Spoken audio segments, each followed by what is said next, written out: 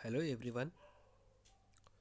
पिछली वीडियो में हमने चौथी जमात की दरसी किताब इब्तदाई उर्दू के सबक 11 जिसका उन्वान है मोबाइल फ़ोन, सबक का पहला हिस्सा मुकम्मल कर लिया था और आज हम इसी सबक का बचा हुआ हिस्सा यानी कि दूसरे हिस्से को मुकम्मल करेंगे। तो चलिए शुरू करते हैं। मोबाइल फ़ोन से बात करने के अलावा और भी कई काम लिए जा सकते हैं। इससे पैगाम भी भेजा जाता है, उसे एसएमएस कहते हैं। इससे हिसाब किताब का काम लिया जा सकता है। आप मोबाइल पर अपनी पसंद के गीत और मौसीकी भी सुन सकते हैं, सॉन्ग और म्यूज़िक, और तरह तरह के गेम भी खेल सकते हैं। अगर आपको सुबह सवेरे जागना है तो इसी में अलार्म भी लगा सकते हैं। अब तो कैमरे वाला मोबाइल भी आ गया है, जब चाहे जहाँ चाहे तस्वीर खींच सकते हैं। रेलवे टिकट की बुकिंग भी कराने में मदद ली जा सकती है।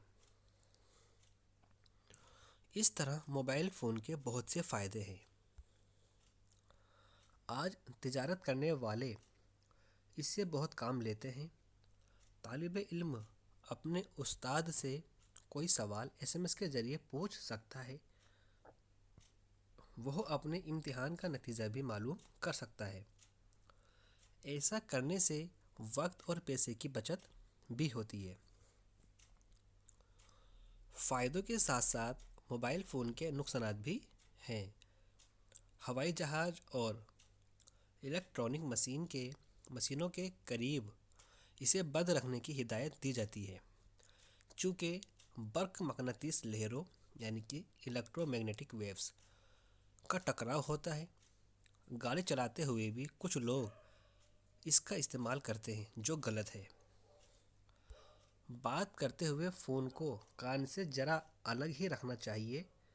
बहुत करीब रखने से कान के पर्दे ख़राब हो सकते हैं। उसे बाईं तरफ सीने के पास रखने के बजाय दाईं तरफ रखा जाना चाहिए। डॉक्टरों का ख्याल है कि बाईं तरफ सीने के पास रखने से दिल की बीमारी भी हो सकती है। मोबाइल फ़ोन रखने के कुछ आदाब भी होते हैं। जब आप क्लास रूम में, किसी जलसे या इबादत गाह में हो तो उसे बंद करके रखना चाहिए।